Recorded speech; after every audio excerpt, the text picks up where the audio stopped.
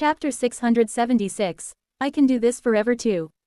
This newfound power, Lazarus wanted to continue to experience it.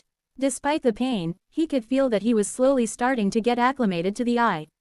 He started to experience all of the other benefits that came with the eye. His vision started to sharpen, granting him the ability to see more clearly and further. Not only that, but even in the depths of the water where everything was dark, he could make out Silas's silhouette clearly. He could also make out the monstrous entities that roamed in the distance, and the sea life that lingered in the depths of the maw. Lazarus started to see everything clearly. And that wasn't all. Lazarus was very clear that these weren't the main benefits of the eye. Not even the slowing down ability was its main function. There was something else. Something, a lot more terrifying that he could tap into. It was just unfortunate that he couldn't pay proper focus to it as the water before him stirred, and Silas's figure moved. Swoosh. Lazarus activated the ability again, and his right eye started to sting once more. The world around him started to slow down as a result, and Silas's figure appeared not far from where he was, lunging in his direction with a terrifying glare. A red orb appeared in Lazarus's mind, his body squirming and popping as it adjusted to the sudden increase in strength. But the change only lasted for a brief moment before Lazarus returned to normal. No, this isn't ideal. Lazarus thought about fighting back with brute force, but stopped himself. I'm too injured for that. Fighting head-to-head was only going to aggravate his injuries. His physique was also a lot weaker than Silas's. Fighting this way was only going to put him at a disadvantage. He was also supposed to be a mage. A curse mage. Lazarus's hand started to turn green all of a sudden as his right eye started to sting even more, and Silas's movements started to slow down, allowing Lazarus to see better what he was planning on doing. Predicting his movements, Lazarus shifted his body accordingly and dodged the attack. This action in itself was also quite difficult for him. Although everything was in slow motion in his eyes, he was also moving at the same speed as everything around him. He could only perceive and see things faster, but his body wasn't capable of keeping up with his sight. As a result, he had to act in advance in order to dodge the attack. By the time he managed to position himself and his right eye started to hurt too much for him to bear, he blinked his eye, and the world returned to the same pace as it was before, his body lowering and the water above him stirring as Silas's attack missed. Quote. Almost at the same time that the attack missed, green hands erupted from behind Silas, catching him off guard. Swoosh. It was just unfortunate that Silas was able to dodge the hands in time as the green hands clawed at the empty water. Shifting back, Silas raised his head while warily staring at Lazarus. His mind was filled with all sorts of thoughts as he looked at the merchant in front of him. How did he see my movements? He isn't faster than before, however, he seems to be able to read my movements. Especially since his speed didn't improve at all. How is he capable of doing that? All sorts of thoughts crossed Silas's mind as he thought about the situation. However, after thinking it over for a moment, he managed to come up with a rough theory. Could it be that the thing he put in his eye allows him to predict the future? This made Silas extremely apprehensive. Even though there was a gap in strength between the two, if Lazarus could predict his movements, then defeating him was going to be a lot harder. He even thought about doing some things to make his actions less predictable, but after careful thought, he realized it would just be a futile attempt on his end. Then, Silas thought for a brief second before closing his eyes. He didn't need to think for long to know the solution to the question. It was rather simple. I just need to attack him in a way that even if he can predict it, he won't be able to dodge it. As long as I set up enough preparation, it should work. Judging from how he holds his eyes from time to time, he can't predict too far into the future, meaning that I can set up without getting noticed. Silas didn't waste a single second. He was quick to act. The moment a plan appeared in his mind, his body stirred, and he disappeared from the spot, appearing right before Lazarus and attacking again. Swoosh. And just like before, Lazarus was able to swiftly dodge his attack before retaliating with one of his. But despite being capable of predicting Silas's movements, Silas was one step ahead of Lazarus in terms of speed as he swiftly dodged each one of his attacks.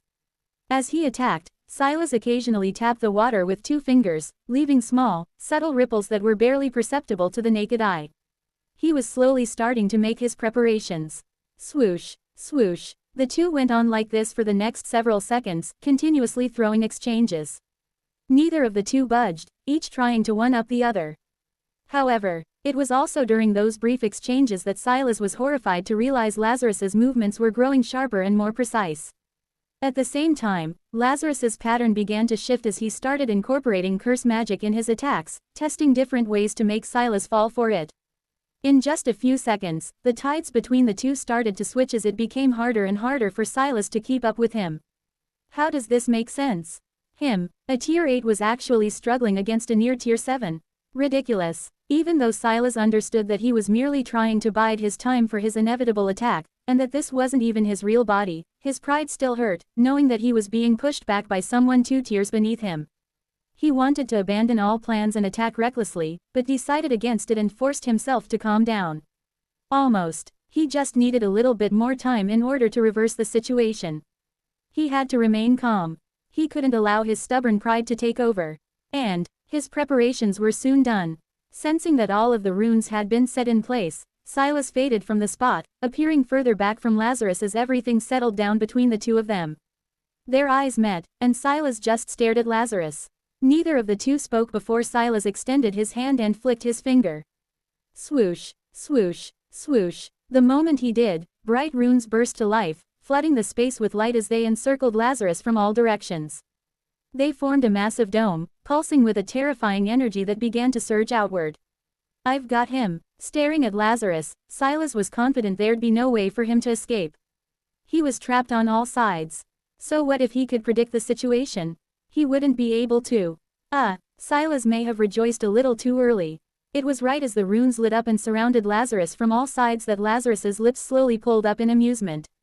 Staring at the smile, Silas felt a sudden chill run down his body, and before he even had time to figure out the reason for Lazarus's smile, Lazarus made his move, bringing his hand up in the water as a series of threads shot out from all directions, piercing through the runes that were embedded around him. Shoo, shoo, they were quick and precise, shattering all of the hidden runes he had carefully set up while the two were having an exchange. What? The runes shattered right before Silas's eyes, and as if the shock wasn't large enough, he felt a soft whisper coming from next to him. Your guess was close, but not quite right. Quote. Swoosh. Silas's entire body chilled as he hastily turned around, only to see nothing. Wah, my ability lets me. Lazarus's words cut off, and Silas's head snapped back just in time to see a pair of hands reaching for his face. Silas didn't even have a chance to react before they touched him and vanished. A sudden wave of weakness crashed over him. Ook. He stumbled back, feeling the effects of the curse invade his body. It wasn't a powerful curse, but it was enough to make him feel weak for a few short seconds. He also wanted to hear the answer to Lazarus's words. If he couldn't predict, then what did the relic do? What did it? You think I'm actually going to tell you? Lazarus's words whispered to his ear once more, sending subtle shivers down Silas's body as he tried to react, but felt something touch his stomach. Quote. Another wave of dizziness washed over him. This time, it was even more intense. It was nothing crazy, but enough to throw him off and present an opportunity for Lazarus to exploit as he proceeded to inflict curse magic on Silas's clone. Thankfully, even though Silas's body wasn't his real one, the curse magic still took effect. It wasn't long before his face turned pale and his body began to convulse. Although he was extremely tired and his eye was hurting a lot, he knew that he still needed to push a little bit more. He was almost there. He just had to. Rumble, rumble, quote. That was when it suddenly happened. Just as Lazarus was about to strike again, the world began to tremble. He froze in place as Silas, still kneeling on the seabed, suddenly burst into laughter. Kek, kook. Lazarus stared at Silas in confusion, unable to understand what was going on. But everything changed when he suddenly felt the water around him shift. A terrifying ripple spread outward as a massive eye emerged from the depths, locking onto him and freezing him in place. Silas's clone disintegrated on the spot as Lazarus found himself face to face with the eye. Zahirl was here. Wait, wasn't it fighting the woman from the Empire? If it was here, then... Lazarus's eyes widened in shock. No, that makes no sense. And then... Stop, resisting. A deep and ancient voice whispered into the depths of the water. Become my nutrition, just like the human woman from before. Our little game ends here. Chapter 677, I Can Do This Forever 3. A few moments earlier. Quote. An eerie calm settled over the surroundings the moment the tentacles shot forward and absorbed Delilah within. Nobody knew how to react. How could they react if hardly anyone could even stare at the massive creature that stood in the distance? They weren't even sure about what had happened. All they knew was that it was silent. So silent that it felt that all noise had been stripped away from the world. Is it over? Did she manage to defeat that monster? Can we? Don't look. A loud voice shattered the noise, followed by a few others, as everyone started to wonder about the situation while hastily keeping their heads lowered, while the saint warily stared at the massive creature that appeared in the distance, levitating in the air without making any movement. The saint's face grew extremely grim. He was the only person who had been able to see what had happened. As such, he was also the only one who was aware of the strange woman's defeat. His expression tightened as he replayed the sequence of events in his mind. It had all happened extremely quickly, but from what he managed to understand, the woman had some sort of reaction to the beast's blood, and as a result, grew weaker, which Zahirl took advantage of and ended up absorbing her. Whatever happened to her, the saint wasn't sure, but feeling the pressure that was emanating from the distant creature, the saint grew tense. This was extremely bad, wasn't it? The saint could feel a terrifying energy starting to boil deep within the beast's body. If it managed to absorb everything, then leave. Quickly leave this place. Open the sail. He quickly started to bark orders as he looked at everyone on the ship. Take off the anchor and make sure you don't look at the beast. We have to leave now. His words were met with a brief moment of silence, but then clamor. Everyone stood up to their feet, quickly getting to work as they hurriedly followed his order without looking in the direction of the beast in the distance. We must leave now. This is our only chance. Wait. A voice suddenly interrupted the saint. Turning his head, the saint's eyes fell on a certain figure he couldn't quite remember. Ah, he's with those strange two people that disappeared. Anaz. He only recalled because of the diary that he had in his pocket. What is it? That? Anaz paused, staring at the water while looking back at the saint. There's still two people in the water. We should. No. The saint cut Anaz off, understanding exactly what he was trying to say. I understand what you want, but it's not possible. Given our current situation, I have the responsibility of bringing everyone here to safety. I can't wait for them. Even if it's against the goddess's wish. Pausing, the saint shook his head. No, this is the goddess's wish. We can't sacrifice our followers like this. No, but, there's no but. If you don't like what I'm doing, then you're very free to leave the boat. Just don't interfere. Ah, Anaz wanted to argue, but seeing the expression of the saint, he understood there was no arguing, he really was planning on leaving without them. Oh, no, what do I do? Ah, right, there's the emergency ship set up by Anne. If I can, Anaz suddenly paused, staring at the saint not far from him. What's your decision going to be? Will you stay or will you leave? Anaz bit his lips, thinking about the situation.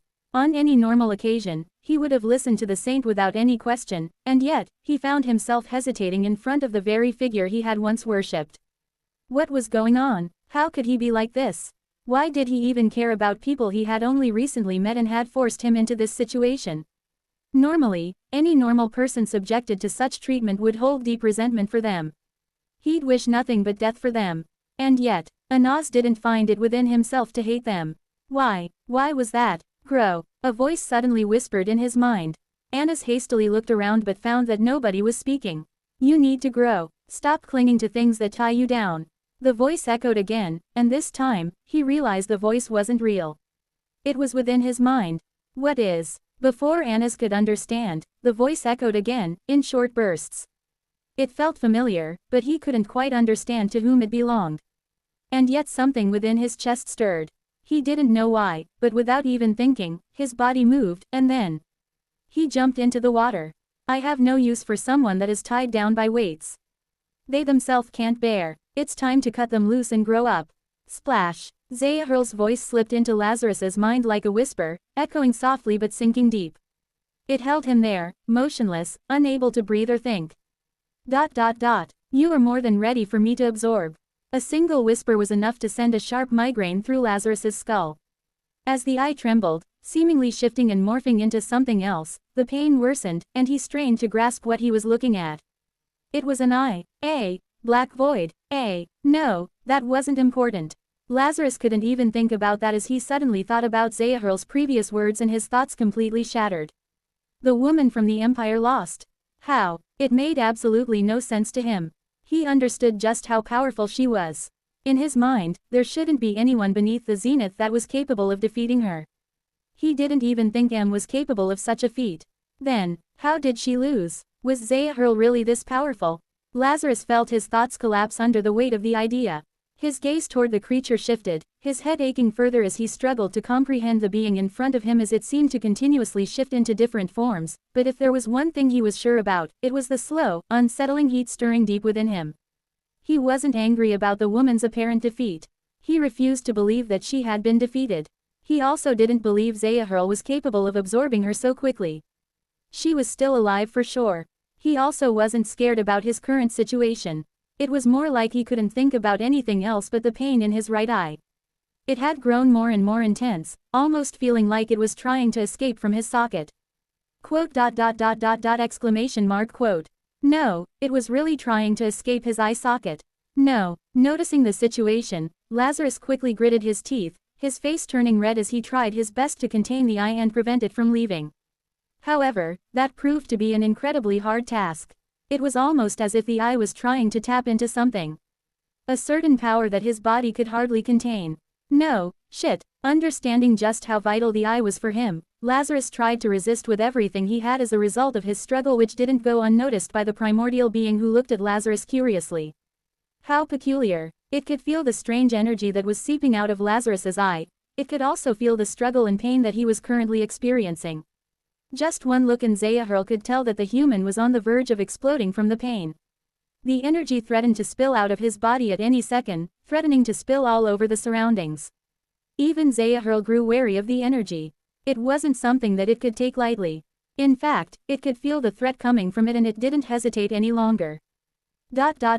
A pity. The eye pulsed with light, and in an instant, tentacles erupted from the ground, lashing toward Lazarus. They coiled around him, tightening with brutal force. The crack of breaking bones echoed through the surroundings as blood spilled, soaking everything around him. Crack. The sound was so pronounced even the water wasn't able to silence it. The energy vanished the moment the tentacles constricted. And when they finally loosened their grip, nothing remained but shredded entrails and a spreading pool of blood, spilling into every corner of the surroundings.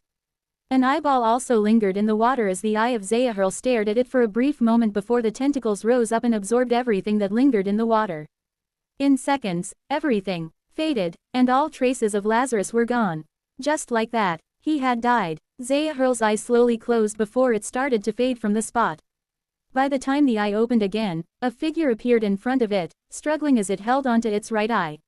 How peculiar. Staring at the human and feeling the peculiar energy coming out of its eye, Zahirl grew slightly wary of it. Even it felt a threat coming from the energy in the eye. The eye glowed, and several tentacles burst out from the ground, all moving towards Lazarus and wrapping around his body and squeezing tightly. However, right as they wrapped around the human, they froze in place as Zahirl's large eye blinked in confusion. What's going on? Didn't I? It only grew confused for a few seconds before pressing tightly against the human, and a muffled cracking sound echoed across the water. Crack. Blood spilled all over as pieces of entrails and organs drifted across the water. Zahirl raises its tentacles and absorbed everything before closing its eye. It needs to quickly assimilate with the power and that of the human woman who was still struggling within. Opening up its eye again, Zahirl stared at the struggling human before it. Howpak. Huh, what is going on? Taken aback, the eye shifted back as it stared at the human and then its surroundings. This time, it could feel like something was wrong. It had experienced this before. How could it? Ken. A deep, hoarse voice echoed through the water as Lazarus slowly raised his head, clutching his eyes, now burning with an intensity that felt unbearable. Opening his trembling mouth, he managed to force out a few words. You've noticed it, haven't you? I can do this forever. Chapter 678. I can do this forever 4. Can do this, forever. Zahirl momentarily froze upon hearing the human's words. But then, rumble. The ground trembled as the eye shook, its tentacles lashing out at Lazarus from every direction, coiling around him and squeezing tightly. Crack. The muffled sound echoed once more, with organs and pieces of his flesh flying everywhere. It was a grotesque scene that would cause the stomachs of anyone staring at the scene to churn.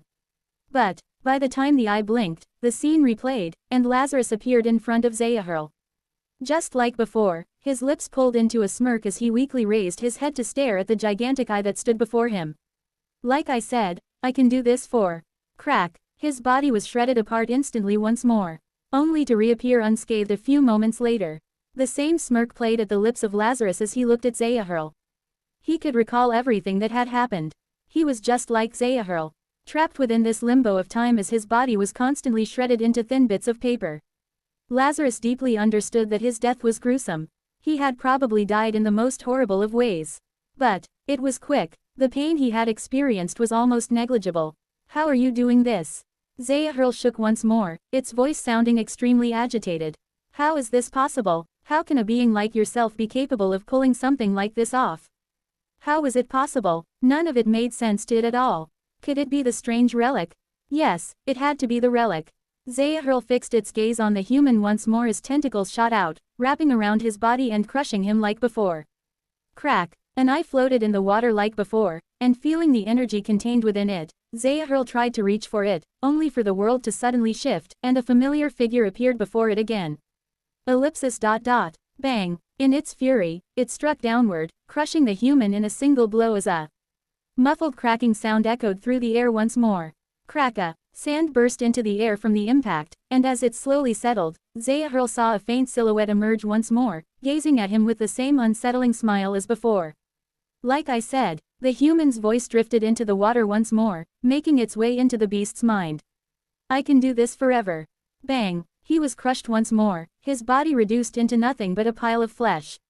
You can keep going. Bang. Bang. Zahir slammed the ground again and again, relentlessly flattening the area as it vented its rage. Bang. So can I. By the time the sand settled down once more, Zahir didn't wait and continuously killed the human. It tried different ways of killing it. From ripping its body apart, to slowly burning it alive in the depths of the water, to shattering his mind. He tried several different methods, each one more painful than the last. And yet, the human didn't budge at all. How can this be? Watching as the human appeared once more, Zahir stopped for the first time as the human stood on the opposite end, his face pale but his eyes clear. You're stopping. Lazarus brushed his hair back, his lip twitching slightly. And here I thought you said you could go on forever. Was that all? Tentacles shot forth once more, ripping his body in half. This time, Zahir made sure to be as slow as possible when ripping his body in half. It wanted the human to feel the pain, to break its mind completely. But that hurt quite a bit. The human looked completely unscathed. Appearing once more, he touched his abdomen and mumbled things like, "So that's how my organs look." Not really a pretty sight. It was almost as if the entire ordeal had left no scar in his mind. Was he just immune to pain? Or was the human just acting? Zahir's eye trembled once more, but this time, it quickly calmed down before closing and disappearing. I may not be able to kill you, but that doesn't mean that I won't be able to leave. The entire world has already forgotten about your existence. There is no point. Zahir found itself standing before the human once more. Staring at the scene, the creature froze, completely unable to understand. But then, seeing the human smirking in its direction, Zahir's fury reignited as the figure calmly touched his neck. It's really such a pity that you left without killing me. I felt rather lonely, so I just killed myself in order to see you. Human. Bang. Once more, Zahir killed the human as a large tentacle slammed down on the ground, crushing him on the spot. In its anger, it forgot to torture him, squishing his body in one movement. But what did I say about quick deaths? They just don't. Bang. He was killed once more. Zahir no longer held anything back. It continued to endlessly kill the human. Zahir didn't believe for 1 second the human would be able to withstand the torture for long. He was going to give up sooner or later. Zahir planned on completely destroying his mind. If it couldn't kill him physically, it was going to do it mentally. One way or another, Zahir was going to make sure the human suffered to the point it wished nothing but death. The human may think that it could continue this forever, but Zahir had been alive far longer than the human could even imagine. 1 year, 2 years, a decade. Zahir could keep going for that long. Could the human do it? Zahir didn't think so. One way or another, Zahir was going to destroy the loop. Bang! The water churned as unspeakable tortures unfolded beneath the depths of the maw. What Lazarus endured was far beyond what any ordinary human could withstand. Without losing their mind. So how was Lazarus able to remain so calm? How was he able to remain so unbothered by all of the deaths? How was he? I'm surprised you've yet to try to contain me and just leave. If you can prevent me from killing myself, then maybe. Shoo. This time, he was impaled by the tentacles from all sides. Feeling the pain invade every part of his body, Lazarus blankly stared at the eye in front of him. He had lost count of the number of times he had died so far. His right eye was burning with such intensity that even just keeping it open hurt more than anything else he was subjected to by the primordial being. I can't resist. It'll give up soon, right? I want this to stop. Voices whispered in his mind, telling him to stop. To give up. To let all of this torture stop. They felt tempting to Lazarus's mind. He almost felt tempted to listen to them. He was currently stuck in a limbo with one of the most powerful creatures in the world, unable to fight back at all. The difference between the two was like heaven and earth. The only thing he could do was endlessly get subjected to its torture. This in itself was a form of prison. A form for despair. But this, Lazarus was well aware that this wasn't the first time he had experienced something like this. Perhaps not as Lazarus, but as Julian, he had experienced all forms of despair. His memories still lingered within Lazarus's mind. His experiences still lingered within his mind. Everything. Lazarus still recalled everything. This was why, even as he died again and again, he never lost hold of who he was. His mind didn't break, and he was able to quickly push the pain away from his mind. Bang, bang, bang, he was persevering. He could continue this forever. With Julian's memories, he was sure that he could keep up for as long as he wanted. But, was this really what he wanted? Was perseverance until one of the two gave the desired outcome that he wanted? It isn't. Julian had given up on himself in order to learn more about the fifth level of emotive magic. He had created an entirely new persona in order to achieve that. He had been created in order to fulfill his goal. Lazarus was merely a byproduct of what he wanted to achieve. In the end, he wasn't a real person. Just an entity designed to experience things that Julian hadn't. And so, repeating what Julian had done in the past was going against everything that he had been trying to achieve. His goal was to truly touch and grasp the fifth level of emotive magic. He had already touched it, but had yet to fully grasp it. He had to let go. He had to let go of the memories of Julian and truly become a completely different entity. This was so that he could experience everything all over again. It was scary. So damn fucking scary. Just the thought of having to go through all that pain without anything to back up that trauma scared him to no end. Every part of him didn't want to do it, and just the mere thought made him shake. Lazarus understood the true consequences of his actions. He understood he could very well go mad. He also understood that the moment he succeeded, he'd fade, becoming nothing but nutrition for Julian and his growth. The thought of fading and disappearing like that scared him to no end. But he had to do it. This is what I've been made for. I am nothing but a drifting entity created with the sole purpose of growth. Bang! Feeling his body get squashed yet again, Lazarus woke up again to see the gigantic eye in front of him. Staring at it, Lazarus smiled sadly. This was going to be the beginning of the end for him. But even though his mission was almost over, he planned on leaving with a bang. He planned on making his little existence mean something. Come, I'm getting bored. When will you attack me again?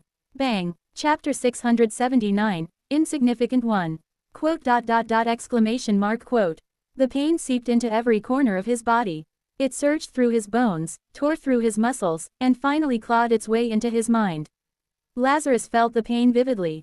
It was sharp, and it sent chills down every corner of his body. He wanted to scream until his lungs gave out, until it felt like he had ripped them straight from his chest. However, in the faintest of corners, a figure appeared, soothing his pain.